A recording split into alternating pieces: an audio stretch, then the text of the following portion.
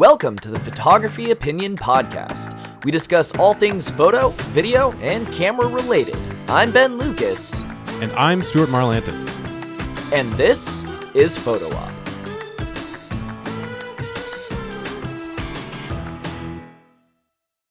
Hello, Photo Op listeners. So today, Pokemon Snap just came out this weekend. It has inspired us. So today we are doing virtual photography. This will not be a Pokemon-centric episode, although I'm sure we will be mentioning it.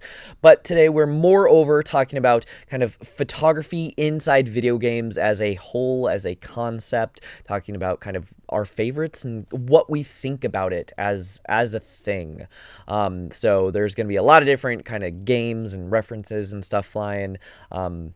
If you guys don't catch one, that's totally fine. There's going to be plenty more that I'm sure you will get. If you play video games and listen to this podcast, then you are our people, and I'm sure you'll get a lot of value out of today's episode. Yeah. So with that, Stuart, what's kind of the first thing that you kind of think of? This space is a lot larger than you might expect, and it's actually been a thing for quite a while.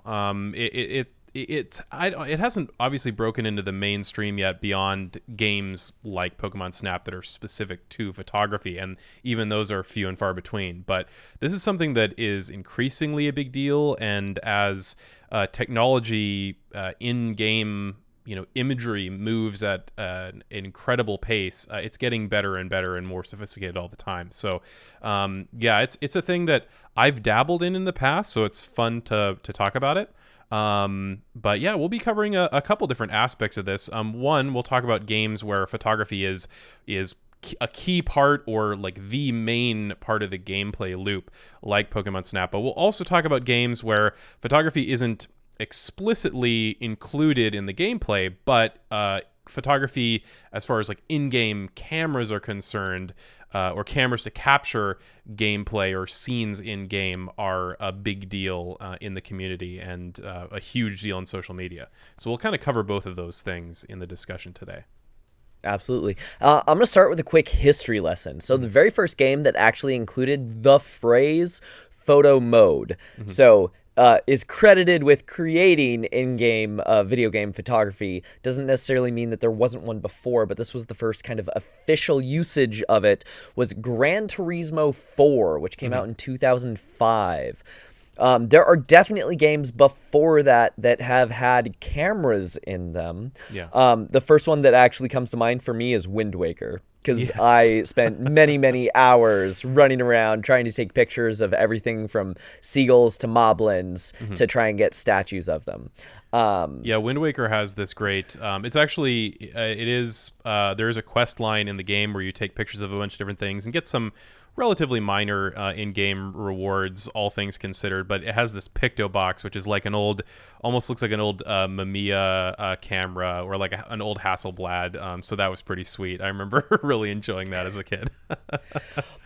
So there is something about the photography as a video game mechanic of there are certain criteria that you have to get to be able to complete that quest line. It has to look a certain way for the sculptor to be able to give you the like minifigure of the character that you're looking at, which minimizes creativity. So I don't remember as a kid like running around and going, ooh, that's pretty, and taking a landscape shot for the most part. I mostly remember all of the like scenes and actions and things that I took photos of. Yeah. So I think by including it as a mechanic, it's kind of the same problem that I have with like standardized testing in schools, of like by forcing people into this box, it minimizes out the box thinking and creativity. But I spent so many hours with that camera. Turns out it's kind of hard for computers to judge creativity and art. So no kidding. a lot of these are, including new Pokemon Snap. A lot of these are mechanically less encouraging of creativity than you would really want. So I reached out to Reddit to get basically all of the internet's best Pokemon snaps so I can be the professor and review them. So while I'm waiting for those to come in, if you're playing Pokemon Snap, email us your best snaps. I want to see them, and I will include them in my rating video. But no, one of the comments that I enjoyed immensely was, how much do you want to strangle the professor for just saying make your subject as big as possible and right in the center? Yeah, so Instead of, any tips about composition or framing at all. I guess we might as well jump into Pokemon Snap first, since we're already getting into it, and We're already there. It is mechanically core to the gameplay. So if you're not familiar with Pokemon Snap, there are two games. One was released in the Nintendo 64. Oh man, like 20 years ago. I want to say like 99. Yeah, 20 years or more ago. And there was just one that was released this weekend. Yeah, this weekend. And the idea behind the game is you're in kind of like a nature preserve, and you are kind of researching / documenting Pokemon and Pokemon behavior. And people really liked it originally because it was a chill game, really different gameplay than a lot of games that were out at the time. And the same thing is with this newer game. It's much bigger, it's much longer, there's a much greater variety of behaviors and environments. And the core gameplay loop is taking photos and then having this professor rate your photos. Unfortunately, the professor he only cares about size and if it's looking at you, and if you manage to get it spot in the center of the frame. Exactly. Yeah. Your rating is the biggest things are size, center of the frame, and to some degree behaviors or interactions with Pokemon around your subject. I will say that this is frustrating from an artistic perspective, but this is not entirely inaccurate for research photography, how research photography is judged. I should say I have actually I have and continue to partake in research photography projects in my free time, and this is pretty much what is expected. Is your subject clear? Is it in the center of the frame? Do you have any size references is often something, or what is the behavior that it's exhibiting? So I can't 100% judge Pokemon Snap for this rating system because it is accurate to research. It's just not accurate to creativity. All right, fine. I mean, this week I've really wanted to give the professor a swift kick in the teeth for all that, but all right, I guess he gets a pass. I mean, ecological research is not why I bought that game. That's true. That's true. Yeah. I do wish that there was more. Like one of the things that would be nice, I think, and potentially something that a computer could perceive is like, and I know this isn't the end all be all of creativity, but maybe if instead of saying center frame, it rated you on a rule of thirds grid. Yes, rule of thirds isn't the end all be all, but at least it would let you be a little bit more creative in your framing, and would allow you some flexibility that just saying center frame, center frame, center frame doesn't give you. So that might be something that would be nice to see. But yeah, unfortunately, that's not the case. Yeah, I have seen some very incredible low scoring snaps that people have sent me that have just blown my mind. But I think we'll talk more about the actual judging of that. I think in-game video game photography as a mechanic has definitely had some good qualities and some bad qualities. Let's talk about like Fallout 76 for a second. So Fallout 76 does something that a lot of games don't have. You have both a free roaming photo mode, but you also have an item that is a camera that you can take shots like while you're fighting things in real time. So I think the inclusion of both of those things versus just a photo mode is kind of interesting, because those two different ways of taking photos in game are two very different things. Yeah. I think having a photo mode is more about expressing creativity and finding interesting angles, and it pauses the game. Yeah. And so like your horse can be like jumping midair, like over a bridge or something, and it allows you to kind of find the best nuanced, most interesting kind of poster-esque version of that shot, versus holding the camera up to your eye while stuff is still throwing rocks at you. You're like, get the photo, keep running. Yeah, I've seen some great photos of like Deathclaw attacks where it's just a total madness and quite funny. Like there's really good comedic potential in some of this in-game photography. That is so how do you feel about kind of like those two photo modes and where one wins over the other? I say, well, I at the risk of sounding really boring, I totally agree that like photo mode is all about creativity and in-game photography is more about fun or a distraction or, you know, a gameplay loop. I would really like to see games reward true creative photography more, but it's just I can't blame really the industry for not prioritizing that. One, I'm sure, or I shouldn't say I'm sure, but I suspect a lot of people wouldn't care that much about a mechanic like that. And two, a lot of people don't think about that sort of stuff really artistically because not everybody is a photographer. And just like technologically judging that is just so difficult. I'm not sure. You know, it would be cool, but and there are games that kind of approach rewarding that, but There's one game in yeah. particular that it's on Steam and it doesn't look very good, Mm-hmm. but it let's see, what is the name of it? I'm gonna butcher the pronunciation.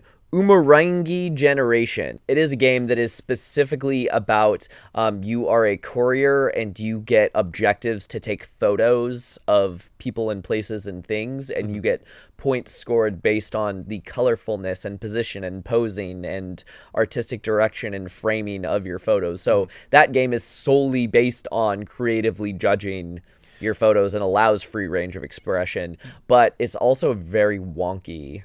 Yeah, this is very like a very indie looking game. It's something that I actually want to check out a little bit more after doing some more research on virtual photography. But yeah, it one gives you directives to follow, but also it does just reward you for taking cool photos. The rewards might not necessarily match up perfectly with how truly artistic or interesting your photo is, but you can just take photos in the game and it will reward you for doing so. So it does at least kind of give you a nudge at being creative and thinking outside the box and not just following the quest line, so to speak, of the game. So yeah, it's interesting. That's the only one to me that like approaches the let's judge art and not just a game mechanic. But yeah, I mean, pretty much everything else there, it is mechanically in there, but it doesn't approach that. It doesn't get too artistic. Yeah. So, we like when we were researching this episode, I came up with a huge list of different games that have some variety of photo mode, and the thing is, photo mode is everywhere now. Yes. It used to be like it's a cool thing, but just a short sampling: Ghost of Tsushima, Horizon Zero Dawn, several different Assassin's Creed games, Cyberpunk 2077, Final Fantasy 15. Forza, God of War, Last of Us, Red Dead Redemption 2, pretty much every Spider-Man game, Death Stranding, Star Citizen, Shadow of the Tomb Raider, Grand Theft Auto. I mean, there's so many games. Yeah. And they all, some of the games, like, they're built by, like, the same developers, and the photo mode is relatively the same. You pause the game, you have a bunch of filter and, like, camera zoom options, and you export it. But there's some that are really creative. One that I want to point out, so Spider-Man on PS4 has like a selfie mode, which is like fun, but I don't think it's creative. You just like change your facial expressions and you take a selfie wherever you happen to pause. Yeah.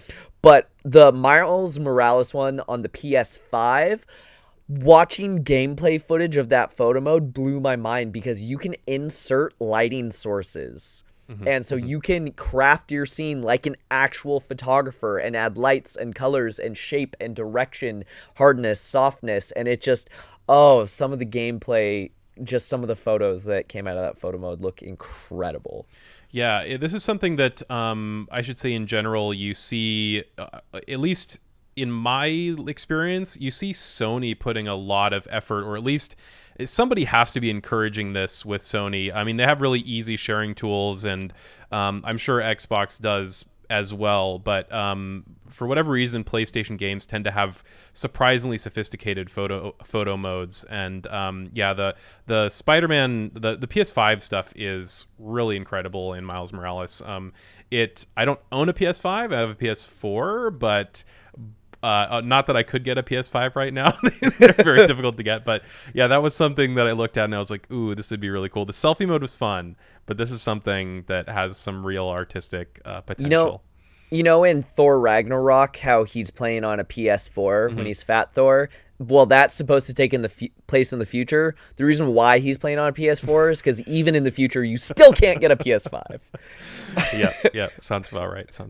Yeah. So a lot of these just have a really nice set of tools. You can basically pause the game, change your you can even sometimes change your lens. In essence, you can have different fields of views. You can change in 3D space the position of the camera anywhere you want.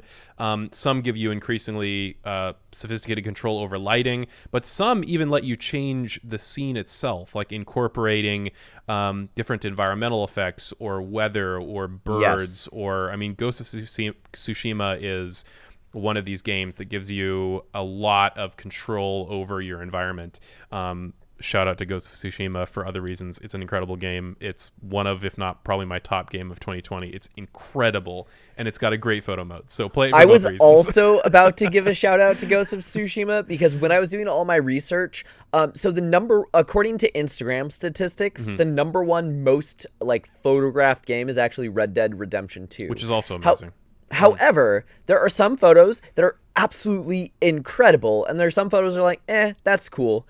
I have not seen a single frame from Ghost of Tsushima that made me go, meh. Every single one is just immaculate. And I think a large part of that is the game designers. It's kind of like here in Seattle, you can walk down a street and you're like, ew, that's a boring street. But you go to Iceland, you can throw your camera against any old rock, have the shutter button accidentally click, and it turns out into an incredible photo. Literally the whole game, you can play through all of Ghost of Tsushima and take no photos, and the game is just stunning. So it's just made here, by the way, made in the Pacific Northwest. I'm not gonna say Seattle. It was actually made in Redmond, I think. But shout out to the local team making Ghost of Tsushima. They did such a great job that literally they are actually members of the team are official ambassadors for the real island of Tsushima. Real life. So even Japan, even Tsushima itself was like, these people really care about showing this environment in an incredible way. So yeah, real life ambassadors for the island of Tsushima. So yeah, it's just an amazing game. It's gorgeous. It has an incredible photo mode. Gives you all sorts of control. Play it for the photo mode, but play it for the incredible story and just how spectacular it is.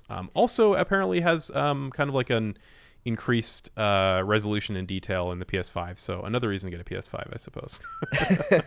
There was something that I was seeing. So there is one creator who is a full-time virtual photographer for DICE. His Twitter handle is Berduu, Berduu. It's Petri Levlati.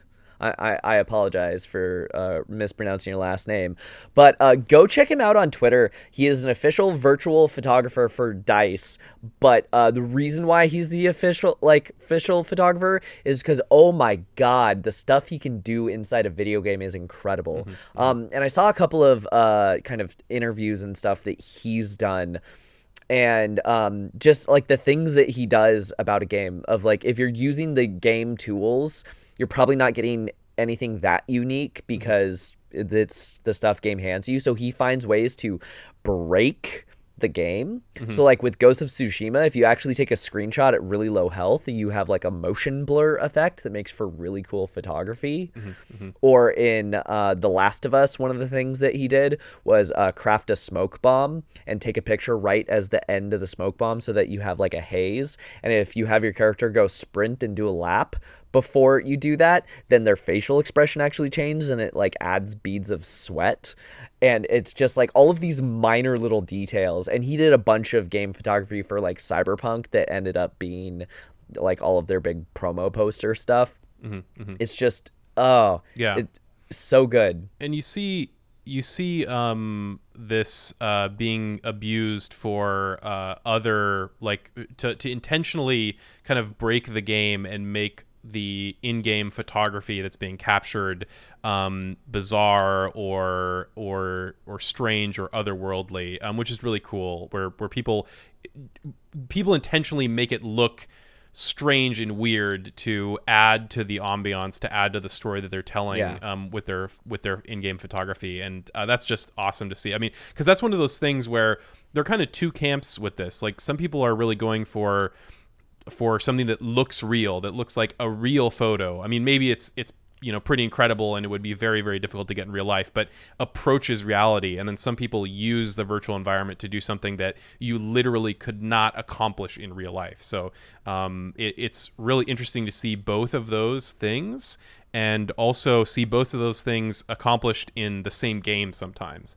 So yeah, I'm you thinking that's where some of this real creativity can come about with virtual photography, is using in-game features to get something that you wouldn't normally be able to otherwise. And as you can probably already tell, I'm on the camp of like, this could be real art, or this at least some of the stuff that I've seen is real art in my opinion. And that kind of creativity and using those tools in an unusual way underlines the reality of that artistic expression to me. Absolutely. So online, I saw some people saying like, well, it's not real photography. It doesn't actually count because you're not doing anything. The game developers built it, and you're just like, you're just kind of rehashing something that the game developers. And while it's true, like Breath of the Wild, that very opening scene when you kind of like finish your little tutorial coming out of the catacomb and you kind of walk up to that ledge and you get that grand vista.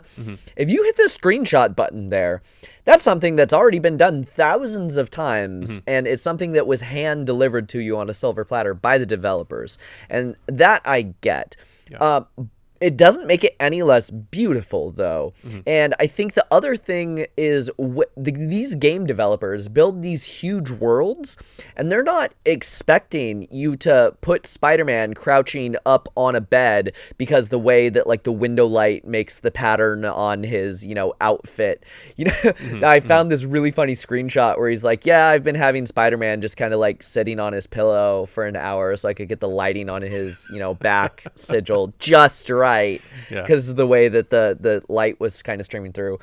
So yes, the game developers built these worlds, but there are still ways that we can find artistic expression in them. And even if it's not just something that is visual, there's something about art and photography specifically where if you do a painting is kind of something that you imagine, versus if you take a photo can have a lot more meaning, because a photo can be a memory of a moment in time for you. And it can be kind of like a catalog of your journey, and a photo can have all these other meanings besides the aesthetic quality that someone else might assign to it. Video games are art. I mean, they've always been art, in my opinion. So they're art you can interact with. So to me, like, if a film is art, if music is art, if photography is art, video games are art. I mean, they are a crafted audio visual experience. So this might fall into the, people debating virtual photography might be ultimately the camps of, are video games art or not? I think they definitely are. For sure. But yeah, I mean, this debate to me is like, oh, well, if you take a really interesting picture of, let's say you're into let's say you're into landscape photography and you take some incredible picture of a landscape, and then somebody says, well, that's not real art because you didn't craft that landscape. Like that's crazy. I mean, that's if Yeah. you're saying that's not art because you didn't personally make that. I look at game photography the same way, or virtual photography the same way. Yes, maybe I didn't explicitly craft that landscape, but also this is a box of tools and I'm using them potentially in a really creative, really unusual way that the developer did not intend to get a piece of visual art out of it. So I think that's strange gatekeeping, people that don't think that this is real art, or at least has the potential to be real art. Maybe some of it isn't, but I think it at least you can make real art in games. It has the potential to do so. For sure.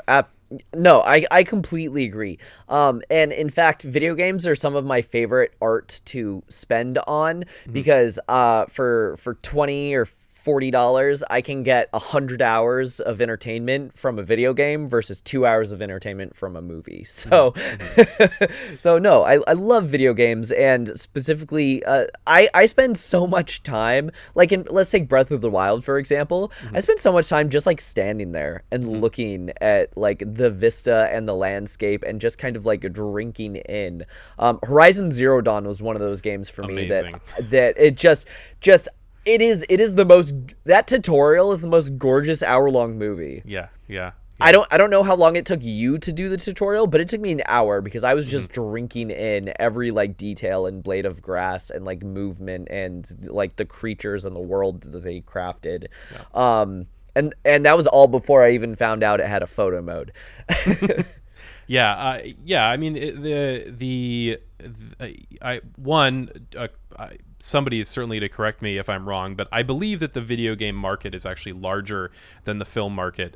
So if you care about market size, and if you think that indicates artistic value, video games are many billions of dollars a year and definitely worth paying for as art form, or as an art form. But too, I mean, you can the great thing about virtual art is there is so much room for both big and small moments, I should say. You've got these, really impactful, really incredible, like emotionally engaging moments that that developers craft, but also you get these quiet moments. I mean, some of my favorite parts of Breath of the Wild are, hanging out in nature, watching deer wander by in a forest, or listening to the rain on the leaves of the trees, and or the wind rustle through the grass. I mean, watching the birds circle overhead on the beach. Like, there's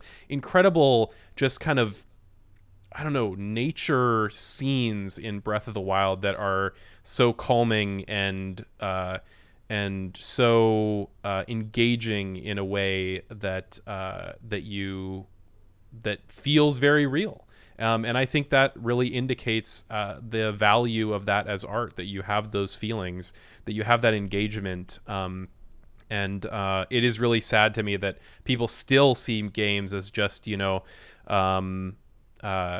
just boring shooters, or just violent experiences, which I'm not saying those are wrong, but there's been a perception of games are like the classic GTA scare back in the day, where it's all just about sex and violence, and there is so much art in games now, and it's very sad to me that it's still not appreciated as widely as it could be. And I realize the barrier to entry for some of this stuff is pretty big. Gaming can be hard to get into, and like Breath of the Wild, if you're not familiar with games, or with Zelda games even as a series, like we're now approaching many decades of knowledge that people have on gaming that newcomers do not have, and that's sometimes a big barrier to entry for people.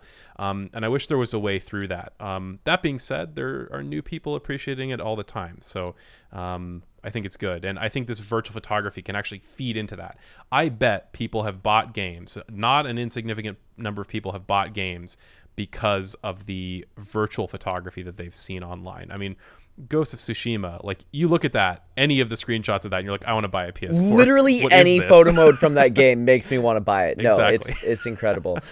So kind of on your point about the video games are so vast and varied, it's kind of like someone saying, I don't like food. Yeah. No. There are foods you like and foods you don't like. You cannot say carte blanche, you don't like food, you don't like video games. I actually had one friend, and I asked them, and they told me, like, I don't like video games. I'm like, well, that seems silly to me. What kind of games do you like? And the thing is, they hadn't played a game yet that they liked. And being stuck inside with COVID, their partner started trying them out on video games, and they found a genre of game that they liked. And so it's not a genre of game that I like or play, but that's totally fine. And they're like, Ben, I love video games now. This is the very specific niche of video game that, like, speaks to me, and I've played 200 hours in this game. So no, there's something for everyone. And when you were talking about kind of like barrier to entry, one of the things that I've actually found is video game photography is bringing photography to disabled or kind of otherwise not able people who wouldn't be able to go explore the actual world, whether that is for monetary reasons or like health reasons. There are people that can dive into these games and explore these virtual worlds and kind of cultivate and grow a passion that they haven't been able to outside because, like, hey, I don't have two hands that can lift a really heavy DSLR. Hey, I can't go hiking to these scenic vista places. But you can click your mouse and you can get your character there, and you have the creativity to do these amazing things. And it kind of makes the art form more accessible in a way. And I just absolutely love that. Yeah, I think that's great. There is so much capability, even in games that aren't explicitly designed for it. There's so much capability for exploration and expression that you would never expect. I mean, like you said, Red Dead Redemption 2 is the most popular game on Instagram right now. And Red Dead Redemption 2, in theory, is a very story-driven... It is open world, but it's a very story-driven game. It's also like 2 years old. Yeah, and it's 2 years old. But it's a very story-driven game about an Old West, Wild West gang, essentially. And the fact that it's like an incredibly the most popular game on Instagram, which amounts to essentially fancy screenshots, like, says it right there. Like, this game, it's about a Wild West game, but it's also a game about many different things to many different people. It can be about it can be about anything that the game mechanics allow and more. It can be just about hiking along the mountains. It can be about exploring the cities. It can be about all sorts of things, and it can be about none of those things if you want. I mean, there's so much opportunity there. I mean, certainly play the story.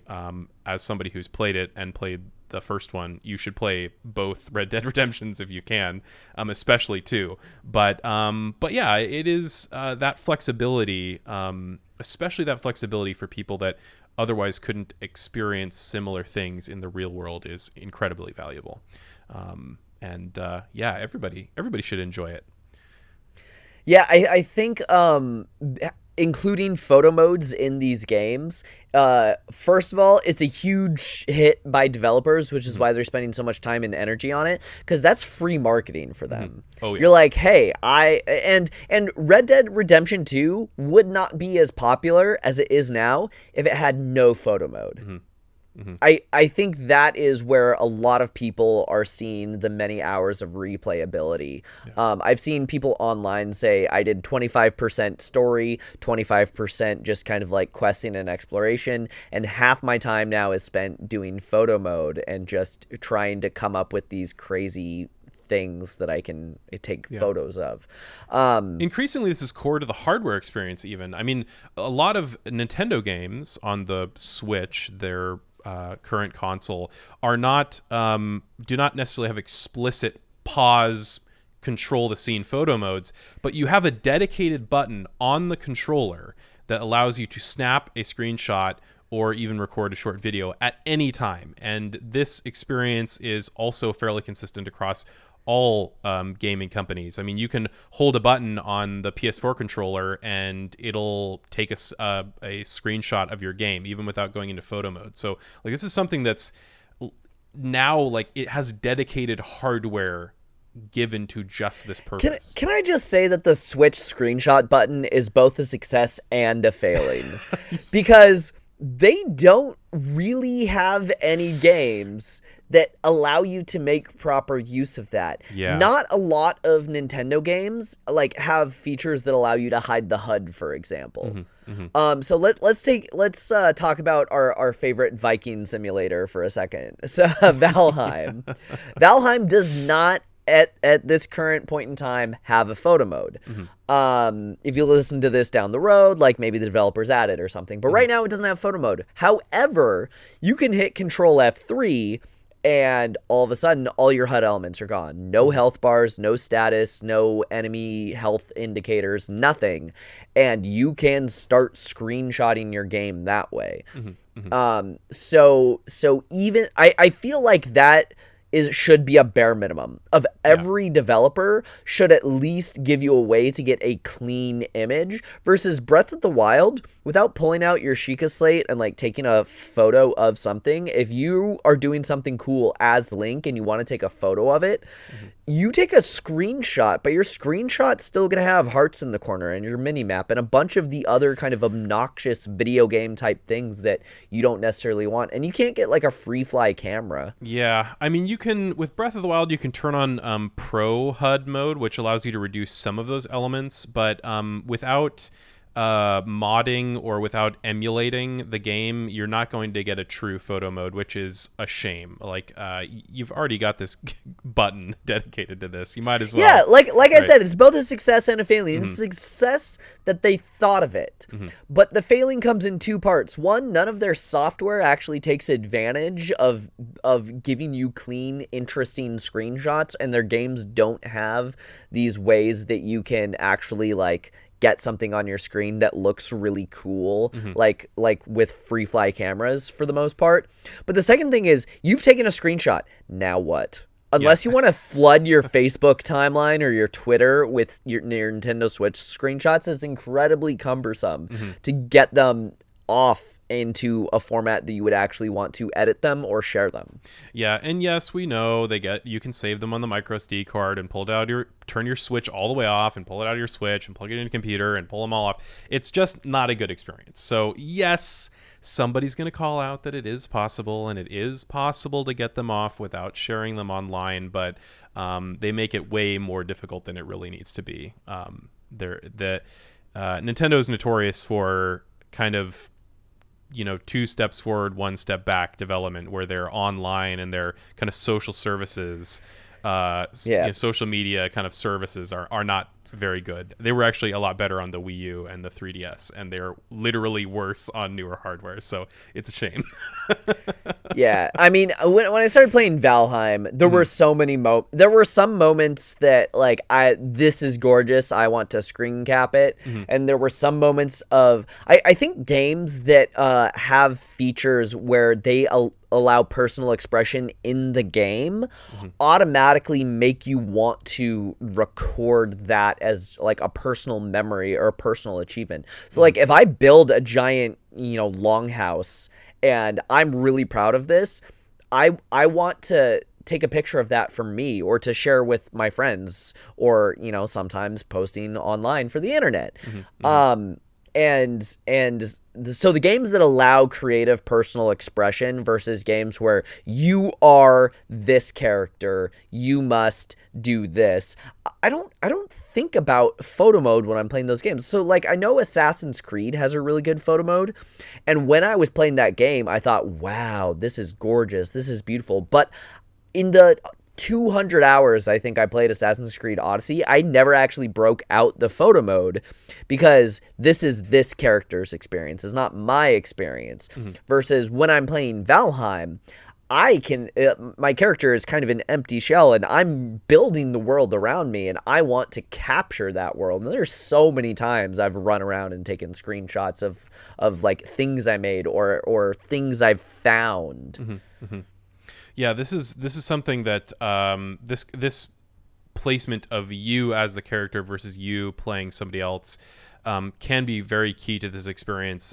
Something I've been experimenting with a lot recently is VR chat, which is a boy, how do you even explain it? I mean, it's basically the metaverse in alpha. Like it's it is. I mean, it's like Ready Player One, but 20 years before Ready Player One. It's pretty incredible. It's VR chat, so it's aimed at VR. Although you can play it without having VR, but VR is the best way to play it because you are the character that you're playing. You are the avatar that you're playing. And you physically feel and perceive of yourself in physical space.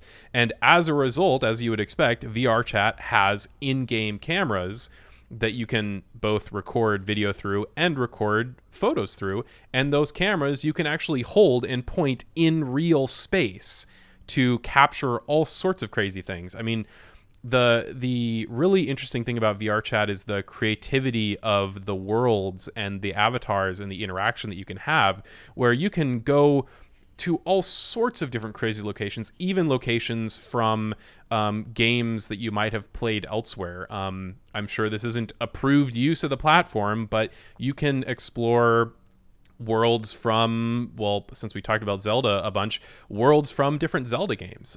You can explore the Great Plateau in Breath of the Wild. You can explore Outset Island in Wind Waker in VR and take pictures of you or the environment with an actual, or what you perceive as like a real camera in virtual space.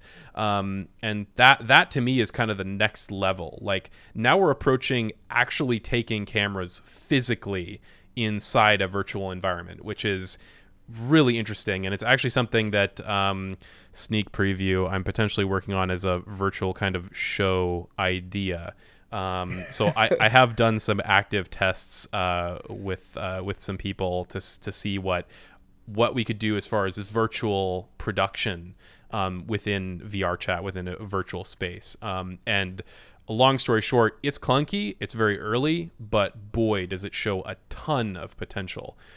So that's just really exciting to me that we are approaching holding a camera in a virtual space physically, which is crazy. Like the world that we live in now is just nuts. That is very true. So I think my favorite part about kind of virtual photography is finding things that are unexpected. Mm-hmm. So like in Assassin's Creed or pretty much any of those, like God of War, any of those games, Mm-hmm. of like there are so many screenshots of like, hey, I have a weapon and I'm slashing a baddie, and like, hey, don't I look cool? And I'm like, yeah, that's interesting. But like when the shot is just framed that way, I just like gloss over it of like, I've seen that a million times. That is the normal perspective. Mm-hmm. But when when there's like some effect or lighting or angle that is unexpected and not something that you see through normal regular gameplay, that is aesthetically pleasing on its own, but something that I haven't seen 100 hours staring at my screen, Mm-hmm. those are the kinds of things that draw me in. And I think as someone who sometimes delves into that virtual photography, trying to find those moments and the excitement of exploration and discovery that comes with that is some of the most fun I've had in some video games. I've had way more fun doing like virtual photography in Valheim than I have like Spartan kicking people off cliffs in Assassin's Creed. Yeah, for sure. Yeah, it is the unexpected and putting your own flair, your own perspective on these experiences is really cool. I mean, we can go on and on about this, but yeah, I mean, there's just, to me, there's no excuse not to include these kind of tools in your game, or at least let you hide the HUD. Bare minimum, if you have a game that's not like a top-down pixel type game, Mm-hmm. if you're doing something that has full depth and texture and open worlds, and you already have a game with kind of a dedicated camera type control, whether that's your stick on the console or whether it's Valheim zoom in zoom out with your mouse, if you have a game that is already set up, you're this close to being able to do virtual photography. If you don't include a photo mode, you have to, at the very least, allow people to hide the HUD and be able to do it themselves. Yeah. And if you want to take it a step further, I would look at something like Nvidia Ansel. Now, I'm not necessarily promoting this as implement Ansel, because this is a proprietary technology, and I think everybody, no matter what hardware you're running, should be able to take advantage of features like this. But one of the really cool things about Ansel is it's like photo mode plus, where you can, I think the best things about it is, it incorporates lots of photo mode kind of features, but what you can do is you can set up the scene and you can actually re-render it in much higher detail, longer, much farther view distance and higher resolution, and then export that as a photo, which I think is that's perfect, because let's say really cool. Let's say you want to print something, and printed virtual photography has been a thing in galleries already. But let's say that you just want to print something for your gaming room or whatever at home. Having the capability of really getting a print quality render out of your game is an incredible idea, and something that unfortunately you don't really see outside of developers that have implemented Ansel, which is not very many, unfortunately. But that would be next level. And if you're really next level, you could do what Firewatch did, which unfortunately isn't the case anymore. That's right. Yeah, they offered, so there was a roll of, I believe it was 16 photos that you could take with the in-game camera.